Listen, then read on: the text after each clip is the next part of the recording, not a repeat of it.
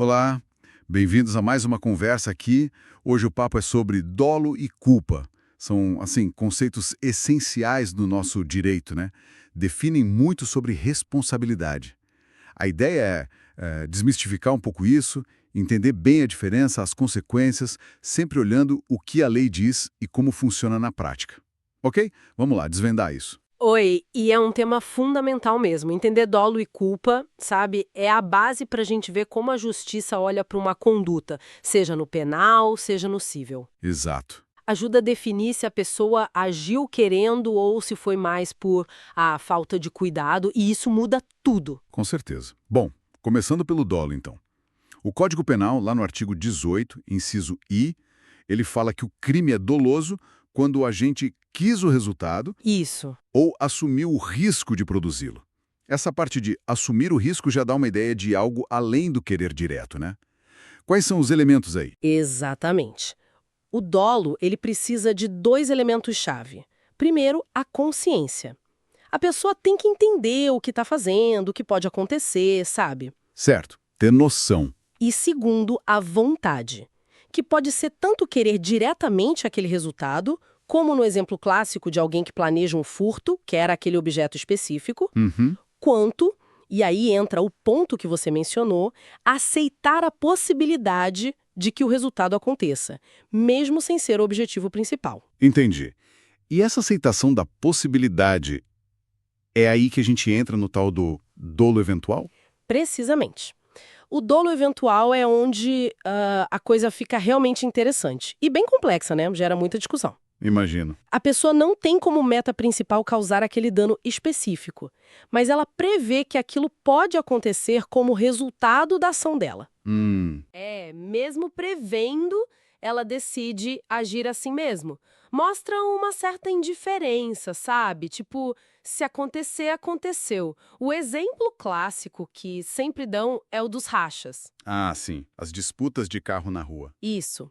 Um motorista não sai de casa pensando, vou matar alguém. Mas, ao dirigir daquele jeito super perigoso, em alta velocidade, ele sabe, ele prevê que um acidente grave, até fatal, é uma possibilidade real. E ele continua mesmo assim. E continua. Ele assume, ele aceita esse risco. Isso é dolo eventual. Claríssimo. E essa distinção entre dolo direto e eventual, ela tem um peso grande na prática, né? Enorme. No direito penal, a presença do dolo, seja ele direto ou eventual, principalmente em crimes mais graves, como um homicídio, por exemplo, leva a penas bem mais severas. Faz sentido. E não é só no penal, no direito civil também. O dolo pode ser um vício de consentimento que anula um negócio jurídico, um contrato, por exemplo. Se uma parte agiu com a intenção de enganar a outra, de induzir ao erro. O artigo 145 do Código Civil trata disso. Certo. Então, o dolo marca essa intenção ou essa aceitação do risco.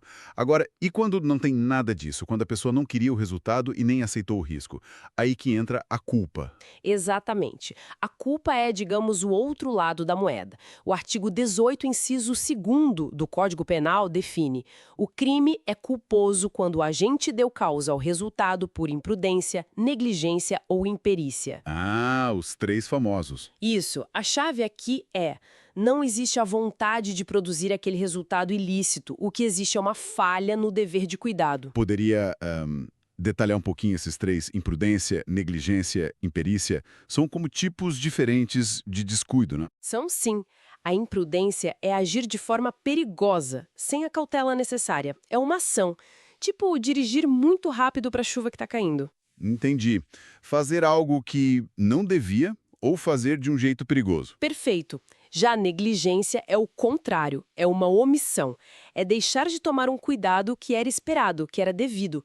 Não fazer a manutenção do carro e sair com o freio ruim, por exemplo. Certo. Não fazer algo que deveria ter sido feito. Isso. E a imperícia, por fim, está ligada à falta de habilidade técnica, de conhecimento específico para exercer uma profissão, uma arte, um ofício. A pessoa faz algo para qual não está preparada e causa um dano. Um erro médico por falta de capacitação, por exemplo. Entendi. Então, na culpa, o problema não é a intenção, é a falta de cuidado, que pode se manifestar dessas três formas.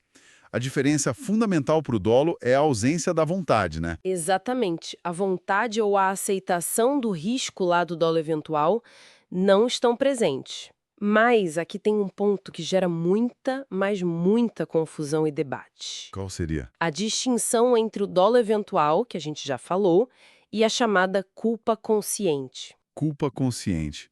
Peraí. Se é consciente, como é culpa e não dolo? Se nos dois a pessoa prevê o resultado. Ah, essa é a pergunta de milhões. É uma linha muito, muito tênue. Nos dois casos, dolo eventual e culpa consciente, o agente prevê que o resultado danoso pode acontecer. A diferença está na atitude dele em relação a essa previsão. Como assim? No dolo eventual, como vimos, ele prevê e aceita, assume o risco. Se acontecer, paciência. Certo. Indiferença. Na culpa consciente, ele também prevê o resultado como possível. Só que ele acredita sinceramente que vai conseguir evitar. Ele confia na habilidade dele, ou em alguma circunstância específica, e acha que o pior não vai acontecer. Ele não aceita o resultado. Ele age apesar do risco, mas contando que ele não se concretize. Dá um exemplo dessa culpa consciente. Pensa numa ultrapassagem perigosa numa estrada. O motorista vê que é arriscado, que pode ver um carro no sentido contrário. Ele prevê o risco de colisão. Sim. Mas ele pensa, meu carro é potente, eu sou rápido no volante, vai dar tempo. Ele confia que vai evitar o acidente. Se o acidente acontece, não foi porque ele aceitou o risco como no dolo eventual, mas porque ele calculou mal. Ele foi imprudente ao confiar demais na própria capacidade de evitar o resultado previsto. Entendi. A diferença está no aceitar o risco versus acreditar que vai evitar. Nossa, que sutil. Sutil e com consequências gigantescas, né? Isso levanta uma questão importante sobre a prova. Imagino.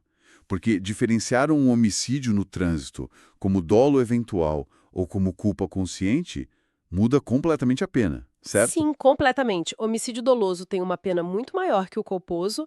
E como é que você prova o que se passava na cabeça da pessoa naquele momento? Se ela foi indiferente ao risco ou se ela só errou o cálculo acreditando que ia dar tudo certo? É um desafio probatório enorme nos tribunais. Nossa, faz todo sentido.